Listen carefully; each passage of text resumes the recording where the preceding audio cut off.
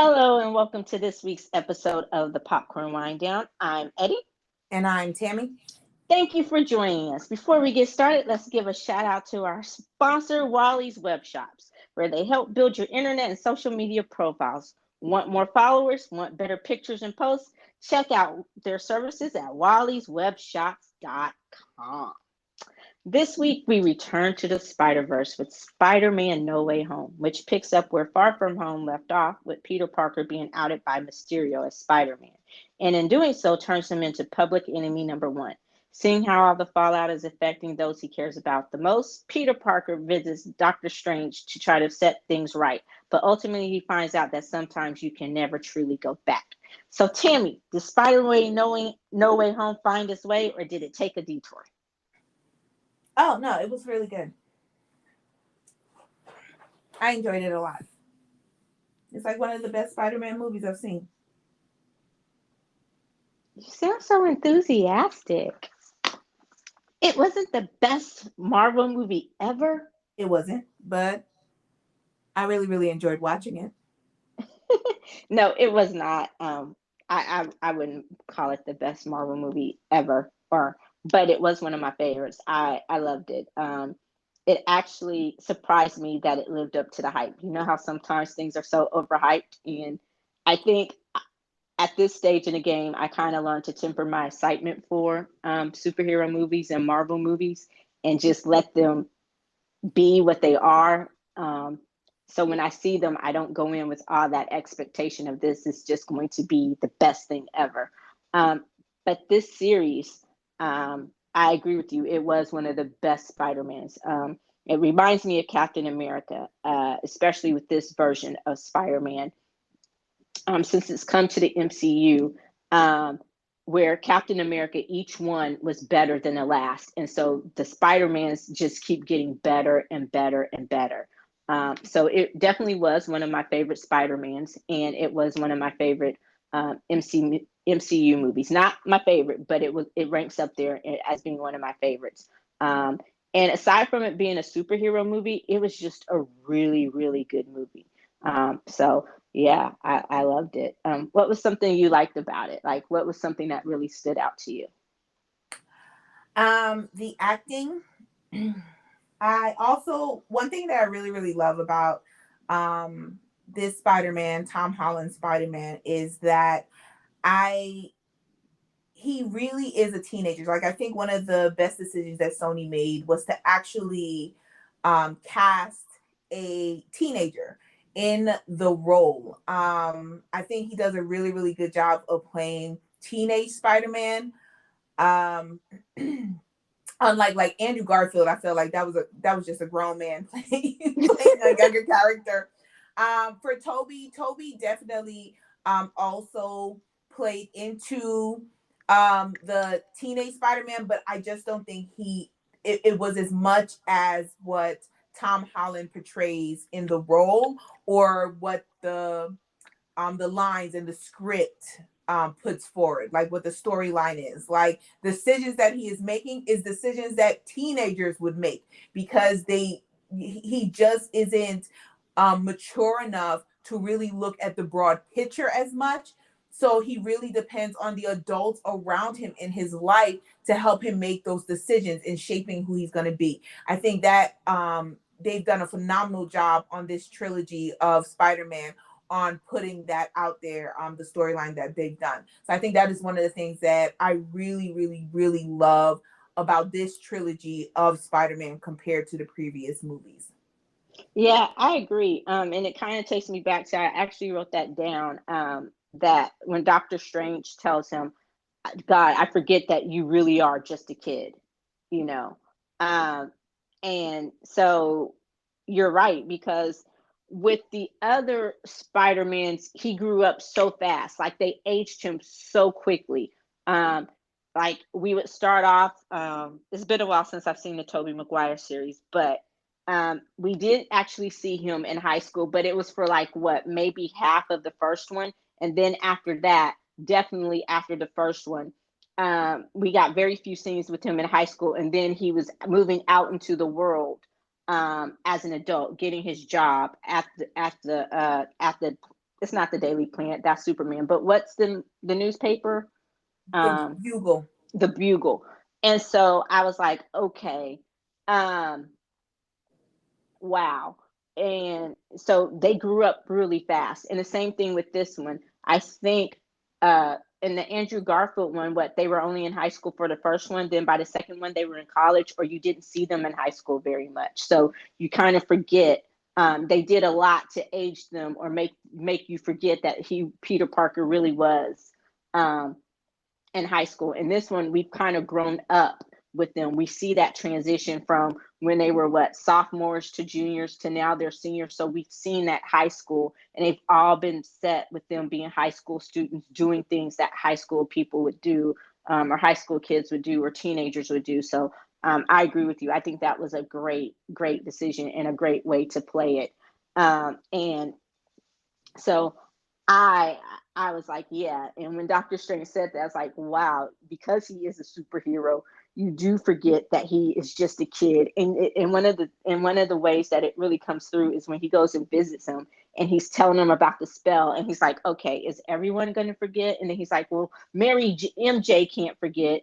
Aunt May has to know. Ned has to know. Basically, the Avengers have to know. And when he just kept changing the spell, and Stranger's like, if you don't stop. So and that thing. So Tom Holland does do a great job as playing Peter Parker, and he actually is has become a really good actor. Like, you've seen him grow and improve his acting chops, and probably due to some of the other work he's done, as well as that comes back to Spider-Man. So I like how this Spider-Man isn't so one-dimensional.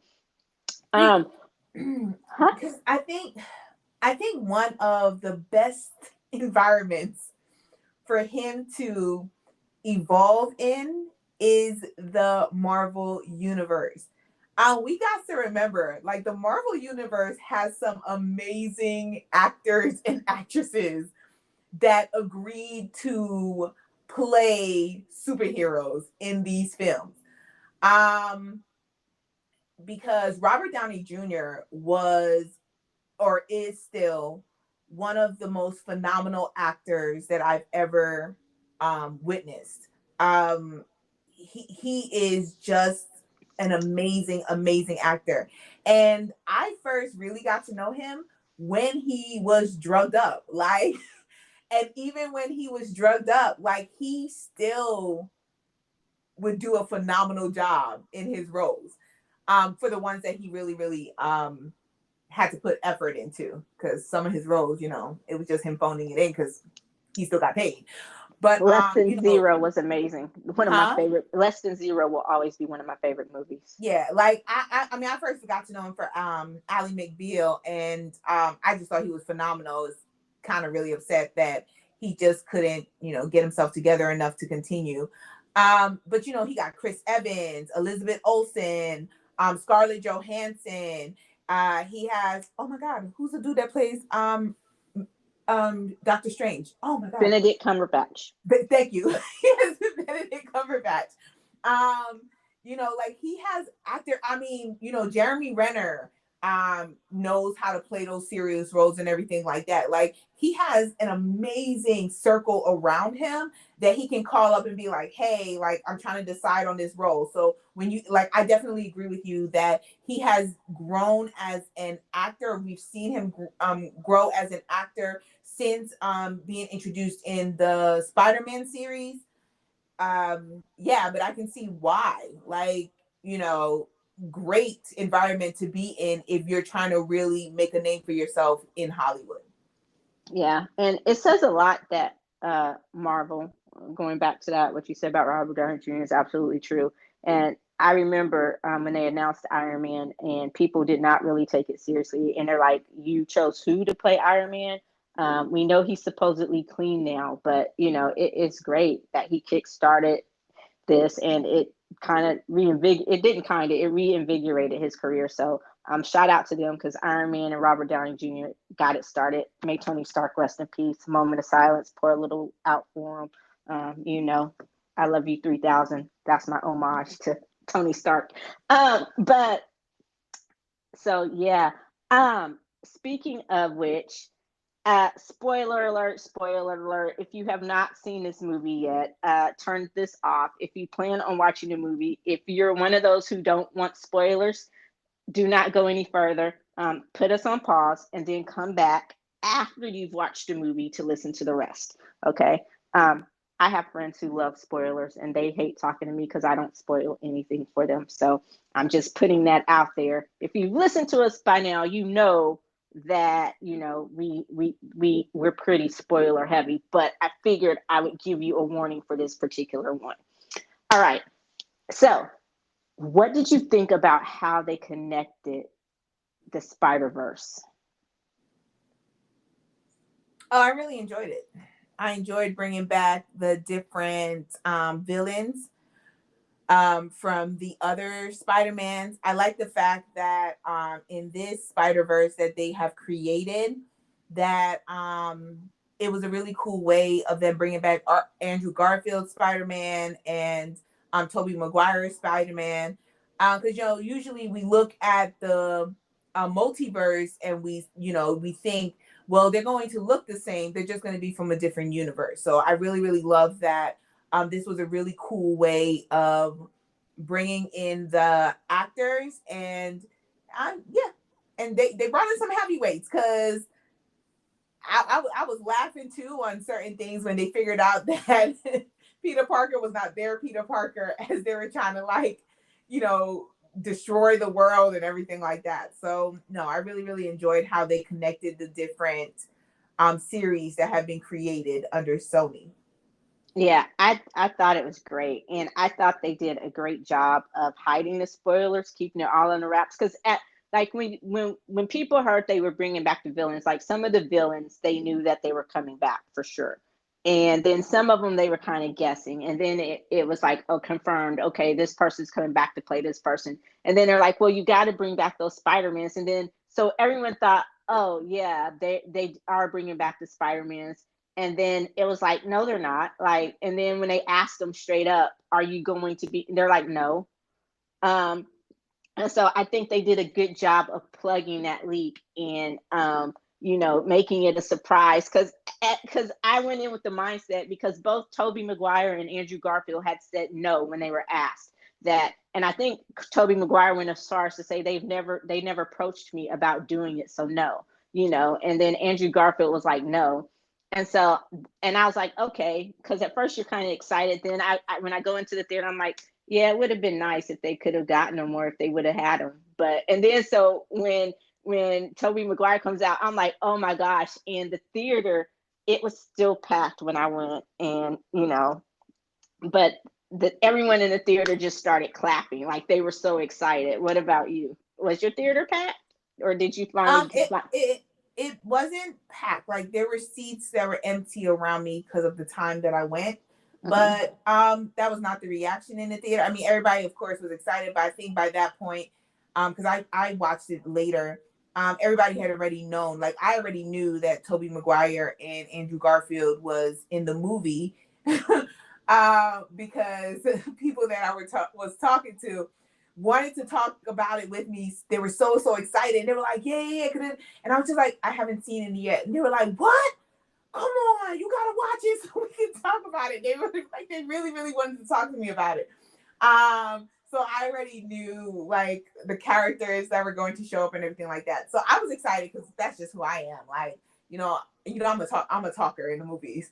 So like I was talking and everything like that and real like, reacting to everybody that was coming out and but yeah, it was very chill in my theater, which I actually enjoyed. Yeah, when I went,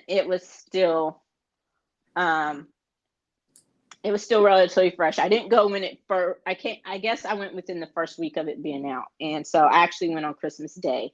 And so they still at that point they had still done a good job of keeping the spoilers on the wraps, or I had done a great job of staying away from it. But now as I'm looking about different things about, like, Andrew Garfield is giving full-fledged interviews about it, so I guess the secret is out. But I was surprised, and the reaction was the same and I was like, okay, so Tobey Maguire's in it, great, but Andrew Garfield. So when he came out again, he got the same reaction. But it was real. Yeah, they did. I thought they did a great job, and I agree with you. Usually, the multiverse would just be a different, the same. You look the same, but you're different. Personality wise or whatever.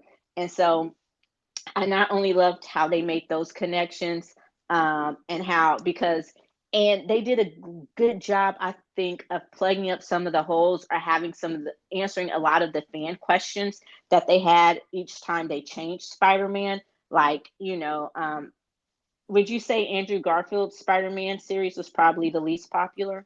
Yes. Money Okay. wise as well as talking about it. Yes.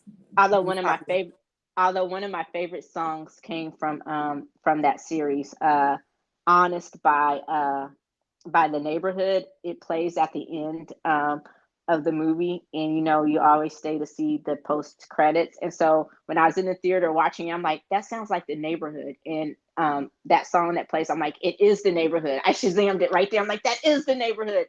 And that's been one of my favorite songs since. I love that song. But anyway, shout out to Honest, um, and the Neighborhood for making a hell of a song from a Spider-Man movie. But anyway, so like, okay, going back to my original point, Gwen Stacy. A lot of people, I guess, because they were trying to separate the distance, because I think the reason why Tobey Maguire didn't come back is what it was money, and then he said he was too old to play Spider-Man. He wanted to do different stuff. Um, so so when they went to Andrew Garfield, I know he wasn't a popular choice, and like we said, it was probably the least favorite. So they went back to his pre Mary Jane love, or MJ love, and that was Gwen Stacy, who was his first girlfriend. And I know that upset a lot of people. So I loved how they made that connection. Like, his MJ was Gwen Stacy. Tobey Maguire, him and MJ, after that kiss, which has been ranked as one of the best kissing scenes in the movie, him and MJ are married. They have their own little spider babies now. And so I liked how they just kind of answered a lot of those questions and connected a lot of those dots. And then, of course, they answered the question about, in this series, where is his Uncle Ben? Like, what happened to Uncle Ben? Was there ever an Uncle Ben? And you find out that in this version of the multiverse, that Aunt May is his Uncle Ben. And I was gutted by that scene. Like,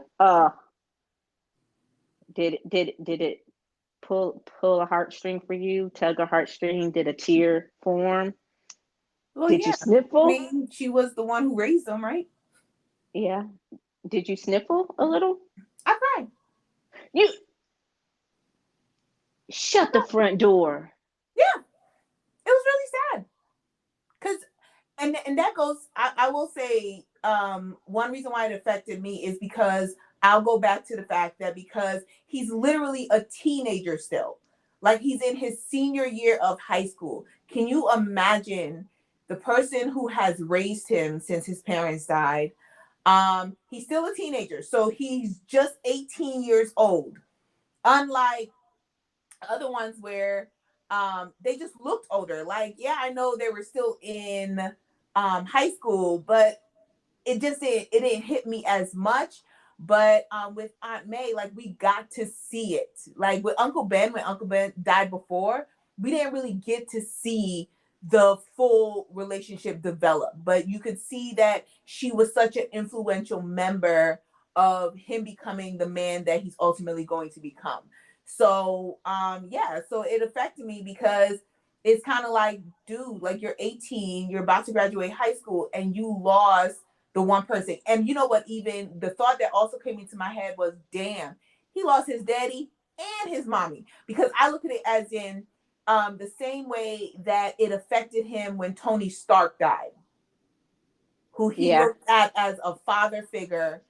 Even though he was in his life for a much shorter time, they basically bonded so quickly that the same way that it affected him when Tony Stark died and he didn't know who he was going to become as a person, it hit just as hard when Aunt May died, because that is the person that raised him, and taught him the lessons of life. So yeah, I was affected. And And plus, like in the Spider-Man canon, we know Uncle Ben is always supposed to die. Like Uncle Ben sets him onto that path of being a man, or that's the callus to where, like I guess Peter Parker becomes that person. He makes the decision not to be selfish with his powers and his gifts, to use that responsibility wisely, or to take that responsibility seriously. But he also always had his Aunt May, because from that point on, he wasn't alone. He had Aunt May, who was there to basically guide him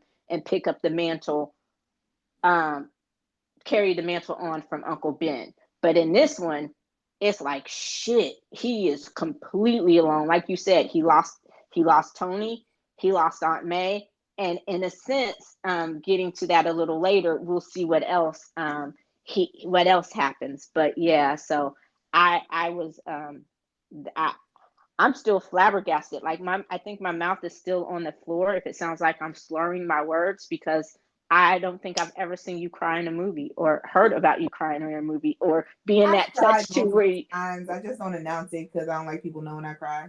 uh, you did cry in John Wick though. Huh? I said you cried in John Wick. You sniffled a little bit as you cracked up laughing, talking about headshot. I was about to say, did I cry with all the killing that he did? I think you laughed so hard you cried, because all you heard was headshot, headshot. So, Oh my god. but Yes, yeah, y'all. I'm like that when it comes to John Wick. I can't wait for the next one. and 20 next year they made that announcement. So, but yeah, so I was like, okay, is this gonna? And funny thing is, I sat and I was like, this is a time where I really did wish that we would have gone together, because I was like, I thought, I wonder how she's gonna react to this scene. Mhm. And so, but yeah, it was sad. So what did you think? Did you think they did a good job with the villains and how they like, or do you think he needed his own villain? Like, No. I think the villains were fine. I think yeah. I enjoyed the fact that they brought back like villains from previous movies, and they kind of changed the way they changed their response to the villains. Didn't necessarily agree with the decisions that were made on how to deal with the villains, but I still enjoyed the fact that it was a different version, even as you became reacquainted with old villains from the Spider Verse. yeah, because I forgot about the Sand Dude. Was he Toby Maguire or was he Andrew Garfield? The Sandman? He was Toby, He was because he Toby. was the He was one the that second one. killed Uncle Ben. Ben. Okay. Oh, so he was the first one. Okay. Like I said, it's been a long time since I've seen the Toby Maguire one. I'm gonna have to go back and rewatch those. Um, Now, yeah, I agree. And I think, and I guess part of the villain here was, I'll say Mysterio, his legacy still loomed, because part of what he was fighting is what Mysterio did to him, by outing him. And then also, I guess, the dude who ran the Bugle. And that was also another question that was answered, because the dude who ran the Bugle, I know in the cartoons growing up, and in the different movies, he wasn't anti Spider-Man, was he? Unless I misread it. Yes. He was. Hmm. Oh, okay. I never got. I thought that maybe he came around to Spider Man, or I got. Oh, he ultimately comes around, but he's Around. kind of like the commissioner in the Andrew Garfield one. Against Spider-Man until you realize who Spider-Man really is. And then, because you remember Tobey Maguire, Spider-Man worked for the Bugle. He Yeah. ended up taking pictures of himself as Spider-Man and selling and everything like that. So once you figure out like who Spider-Man is, then you change your perspective. But up until that point, yeah. Okay. So I was just like, because I knew that he wasn't like the dude at the Daily Planet who's just Superman from day one. But I know, and I guess I'm confusing a little with the one from Tobey Maguire, and it's the same guy who plays him in all three. The State Farm commercial dude, J.K. Oh God, I'm not J.K. Simmons. Rowling. Yeah, J.K. Simmons. But so he was the one carryover through all the universes. Looks the same, but he's different. Um, but I knew that he was basically wanting pictures of Spider-Man to sell on his paper. Like he knew that Spider-Man would sell paper. So I guess in the first one, especially the Tobey Maguire ones, he was more on the fence. It was more neutral. Like, hey, I need these pictures to sell my paper. Like it was more tabloid splashy as far as using him for clickbait and clout rather than this iteration in the Tom Holland one, who was just pure on Spider-Man is evil and I'm going to do whatever it takes to prove it. Because he's just as responsible, if not more so, for what happens at the apartment building that causes, all that chaos by what he does. So I would say, in a sense, maybe he's the villain or the anti-hero that Spider-Man's facing. He just didn't know it. But yeah. Uh, so did you have a least favorite part or at least favorite something you did not like about the movie? The whole let's cure them all. That was kind of crazy. I didn't, and here's the reason why I thought that was a stupid plot. Um, the reason why is because, okay, when he gets the feeling that when he goes against Doctor Strange, very, very logical. That is the reason why ultimately the universe is saved from Thanos and from the blip, is because of he saw what was going to come and knew that sacrifices had to be made in order to ultimately save everybody. Like that's what it comes down to. And he has the same mindset. He's just like, they need to go back to their own worlds. And Peter and Aunt May is like, but then they're going to die. They're villains. So my whole mindset was, if Spider-Man doesn't ultimately kill them, you be sending them back so that they can kill Spider-Man. It's one or the other, because every single time that they were taken from their universe, it was because they were on the verge of killing Spider-Man. Spider-Man had gotten the upper hand. They were about to be destroyed, and most of the time they actually, they don't die. They were about to be destroyed, and then they were pulled from their universe into this new universe, the Marvel universe. And so I didn't understand that whole, huh? I see what you did there. Yeah. I can be slick sometimes.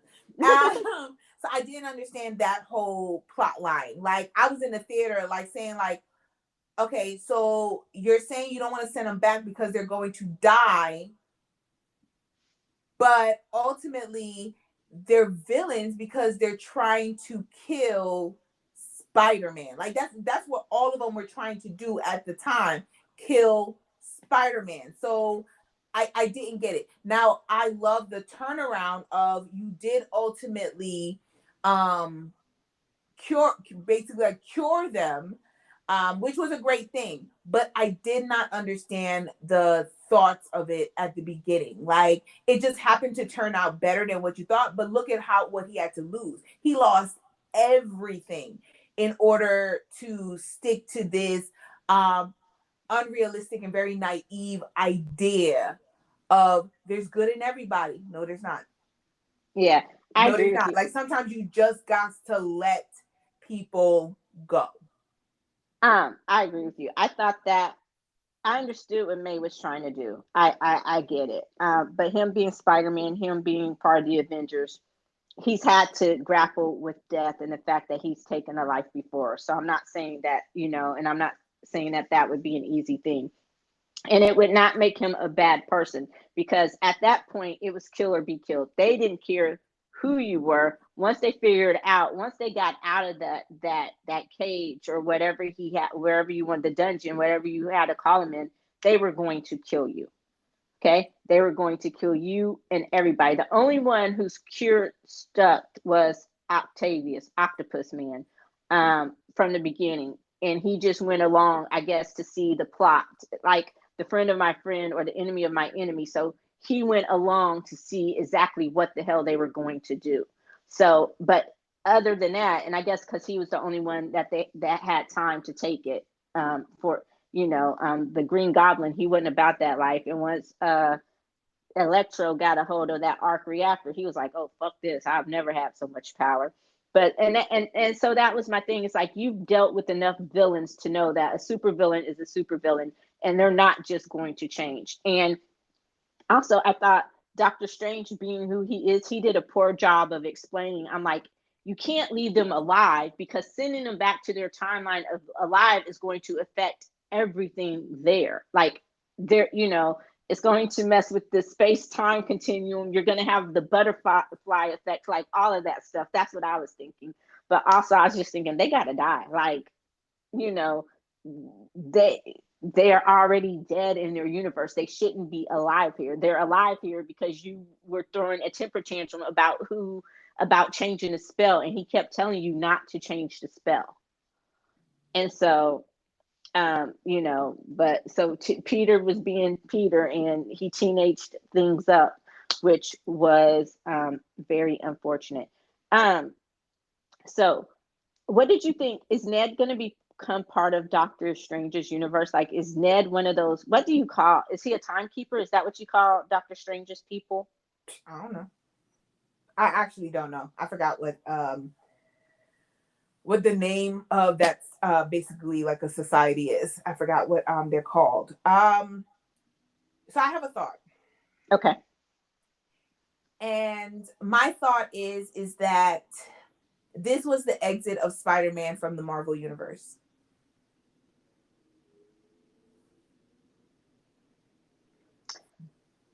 Um, I think they set it up so that it could possibly be, but Mm-hmm. it's not. Sony and both Marvel have announced that they are developing Spider-Man 4 together. So Spider-Man is going to stay as a joint production. Now they haven't said who is going to come up, and I was going to say that if that would have been the case, then they did a great job. Because my next question is how, given what he lost, um, and I guess we just need to get to the end so we could talk about all of that and wrap it up. So, in the end, I mean, what do you think about how it ended? About what he had to give up? Um, Because it ultimately, was a full um they ended up back where he ended up back where he should have been in the beginning before he started to be a typical teenager and want what he want without considering the consequences of what he wanted. Because everything that happened came about because in the beginning he messed with the spell. He messed with the spell as Doctor Strange was doing the spell. It'd have been different if you had this conversation. Doctor Strange told you no, and then you shut your mouth and let him do it. But you were literally talking to him while he was trying to configure this spell for you, and that's what destroyed, the whole time. I don't know what the word is. My mind shut down for that. which Uh, fractured the multiverse, which yes. opened it. So I would say that ultimately that's where it was supposed to be in the very, very beginning. Everybody was supposed to forget about him. I thought that was a great ending to the story. The reason why I say that I'm not necessarily sure because Spider-Man now granted, Sony does have to acknowledge the fact that the reason why Spider-Man is extremely popular right now with Tom Holland is because you just get all the money, but Marvel writes the story. And so, because Marvel writes the story, they intertwine it with all the other stories that they have, and it works.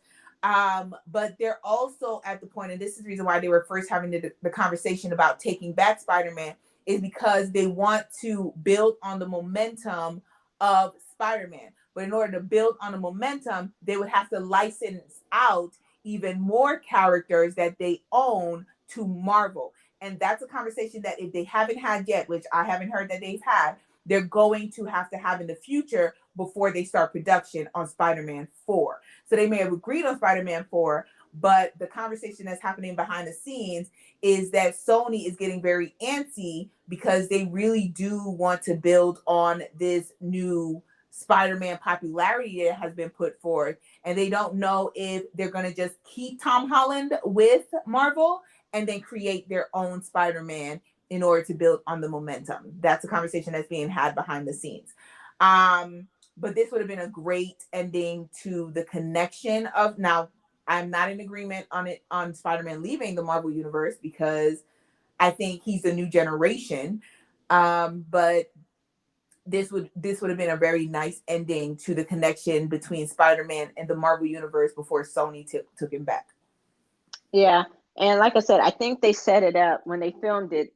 I guess they were still in negotiations because let's not forget, I think it was before this one or during number 2 or after number 2 that Tom Holland drunk dialed or had that drunken conversation with the head of Disney and basically begged him and Sony to kiss and make up and play nice and get it together because I think after 2 that was supposed to be it. So kudos to Tom Holland drunkenly shooting his shot. But I agree, and I think going into it before this announcement, because the announcement came out right before they released the movie, or right when the movie was first released, that they had agreed to continue the series together. So, and at this point, though, with the multiverse being fractured, it leads to a lot of things. Like you said, we don't know if Tom Holland is going to come back and continue to play Spider-Man because he is no longer that 18-year-old kid. He's like 25, 26, and his movie career is taking off. You don't know the way that because they don't know who he is. Are they going to bring back Zendaya and I forgot the dude, Jacob, I want to call him Bordelon, I think that's his name, who plays Ned, because they basically have no idea who he is at this point.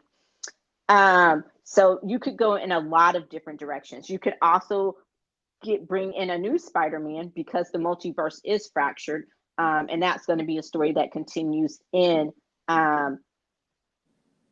Doctor Strange because he just fixed this one particular problem that Tom Holland, that Peter Parker created as far as all those heroes, but the multiverse is fractured. So I can't wait to see how they continue that or wrap that up in Doctor Strange. But I don't know because Morbius is a Sony movie, right? Yes. Okay. So and Venom is a Sony movie, but at the end credits, you see Tom Holland's Venom in the end credits. So are they going to bring those together? And people have been asking about that. Like, are you going to? So it's not Tom Holland's Venom. And not Tom Holland. Tom Hardy. Excuse me. You see Tom Hardy as Venom in the end credits of this movie. So are they finally going to do that? Because people have been calling for that, for there to be some sort of meeting in the middle, like they did with Spider-Man for Venom to kind of join those universes. So the possibilities are endless. And I get what you're saying. I understand Sony wanting to build on the momentum. That is great. Do Morbius.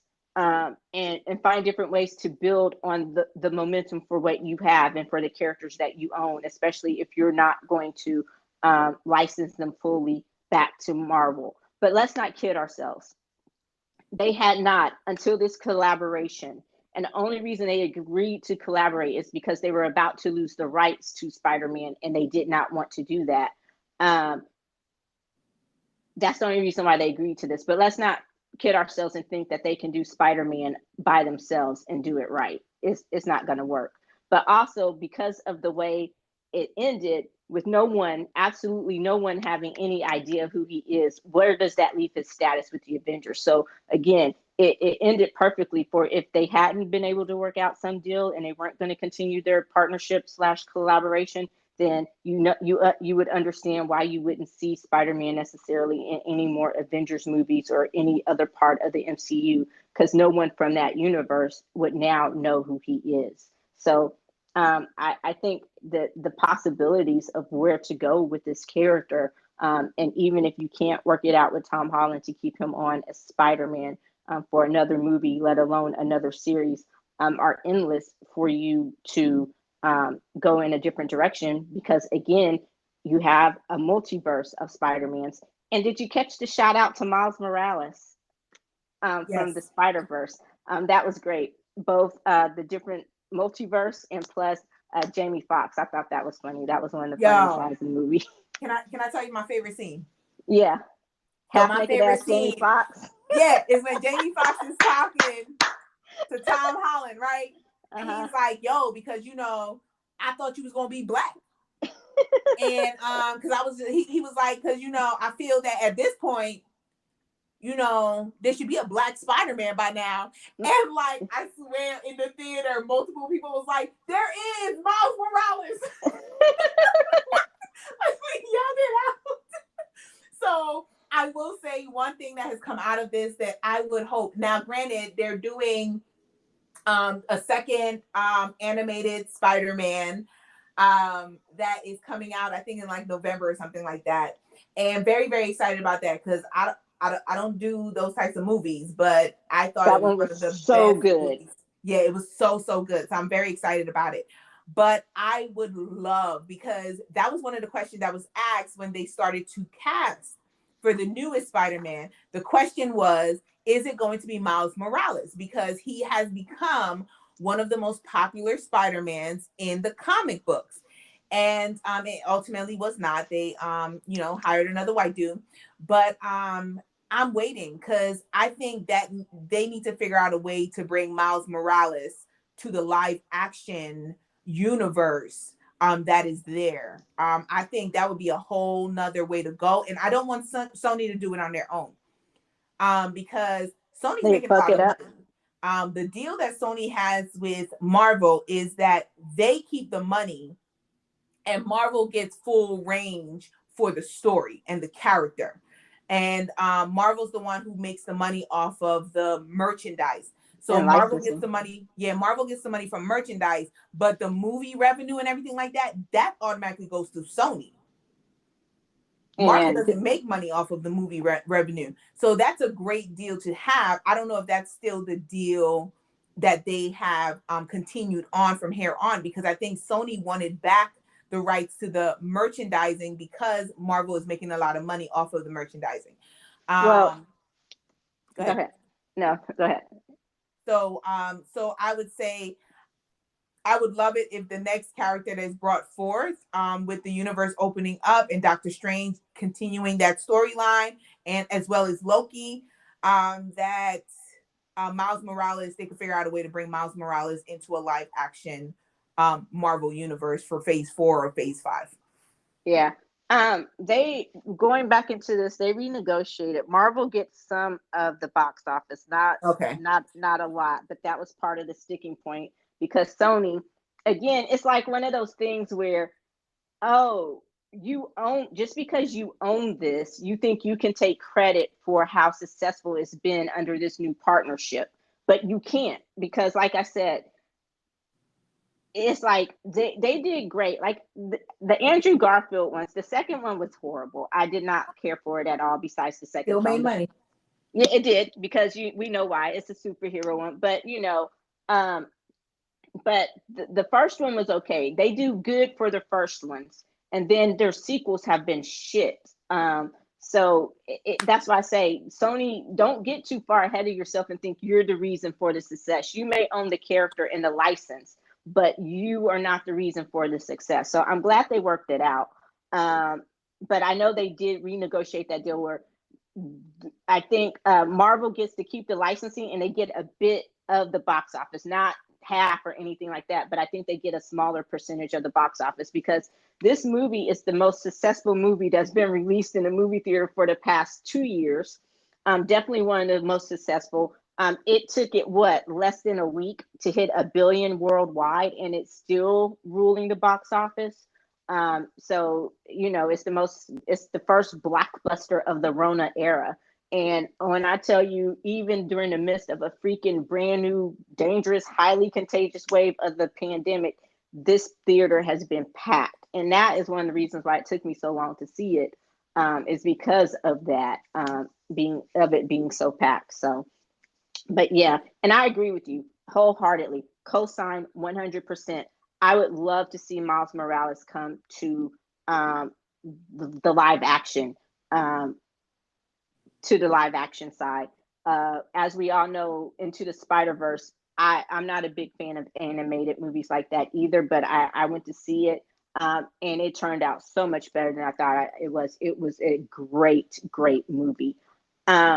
But we all know that was because people were calling for Miles Morales, and that was the compromise that they tried to make with us, the fans or the audience, and to appease us. And it just so happened to work. But most people would still like to see a live action version of Miles Morales. And they keep giving them shots out, like in the which one was it? Was it the second one? No, the first one where Childish Gambino or Donald Glover was in there, and he was talking about his Spider-Man, or his cousin who's a big fan from Queens or Brooklyn. And it turns out he was actually talking about his nephew Miles Morales in that one. So that was one of the Easter eggs. And so we will see. But I agree with you. If Tom Holland doesn't come back, and because of all the options that they have, I think the next Spider live action Spider-Man should definitely be Miles Morales. That would be very, very interesting if they would roll the dice on that. It would be, I think it would be great. You got anything else? Andrew Garfield's Spider-Man needs some therapy.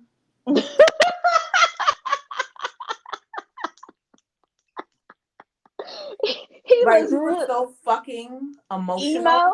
He was so emo. in the whole entire. I said, you a grown ass man, and you still crying?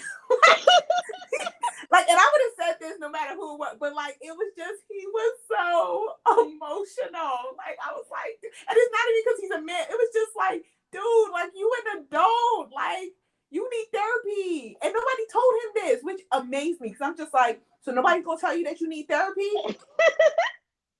I think, Like, you the only one. Like, yeah, they lost their uncle. They lost, Toby lost his uncle Ben. I get that, but like, you you lost the love of your life because you could not get your web down fast enough to catch her, and when it finally caught her, her neck had already snapped.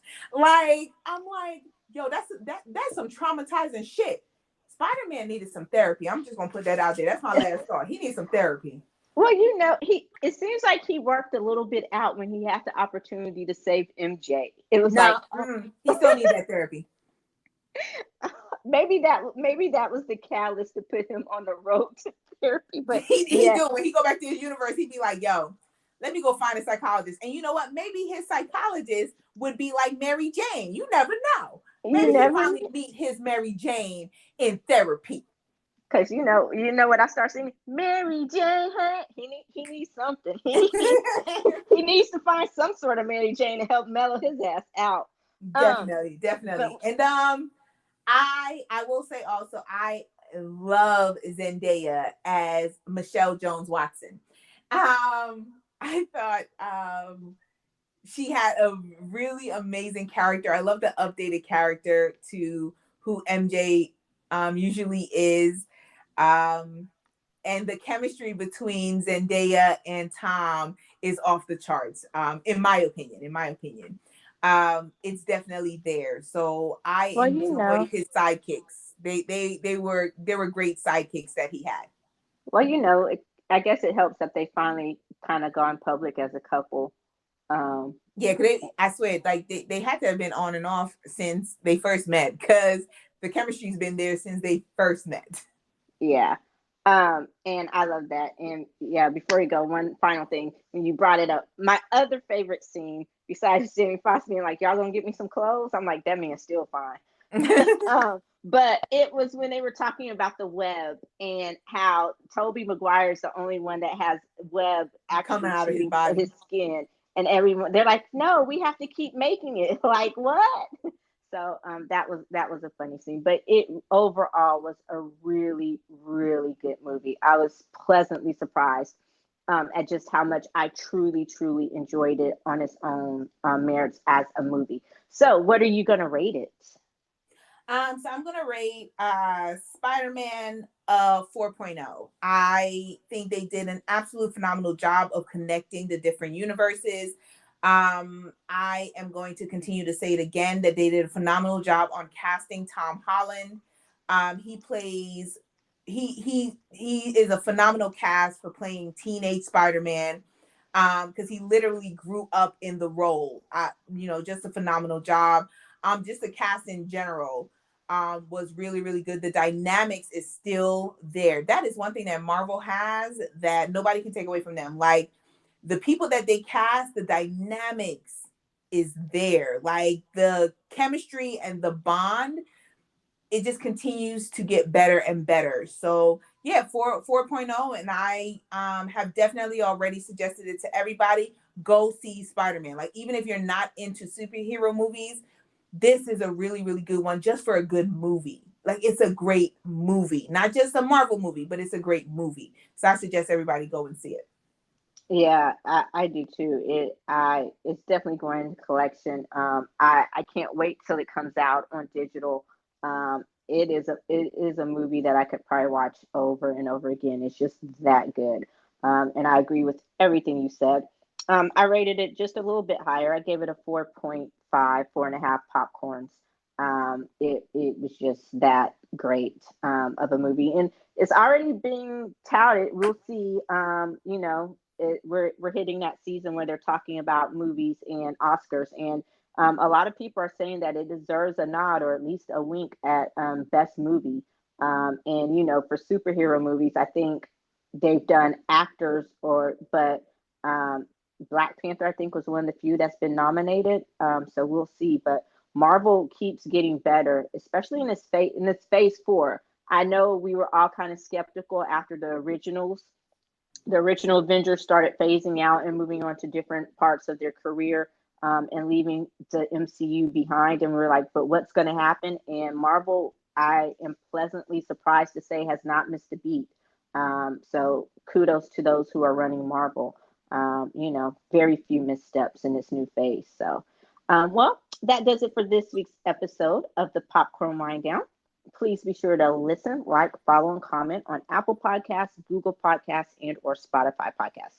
You can also keep up to date on the latest in entertainment and pop culture news, as well as other amazing kernels of pop culture goodness at thepopcornwinddown.com. That's it. That's the plug. Have a new website coming to you soon. That's another plug. Pop, pop, pop. Pop, pop, pop, pop, pop, pop. Maybe by the time the new website launches, I'll have my sound effect. Year No, 3. just keep talking about it, y'all. It's going to be my anniversary gift. No, you're just gonna continue talking about it. It's going to be my anniversary. I'm manifesting it. I'm putting it out there in the universe. You're right. Put it into the Manifestation. universe. Anyway, thank you as always. And be sure to join us next week. Oh, when we discuss the finally long awaited, much anticipated, female led, kick ass. I'm already claiming it. Again, I just said manifestation, manifesting it, kick ass action thriller, The 355. I cannot wait. The 355. My bad. You doing it like you from, Houston, man, the 218. I feel like that's someone's area code or something. Okay. Youngsters today, I'll be cool. I'll be hip with it. The 355. But shouldn't there be hyphen? Never mind. You know me. I can go off on a tangent about anything. Okay. So are you excited? I've seen it. Oh shit. What? I'm behind. Okay. Well, by next week I will have seen it. So all right. Well, in that case, I can't wait to see it. I'm seeing it tomorrow. So don't worry.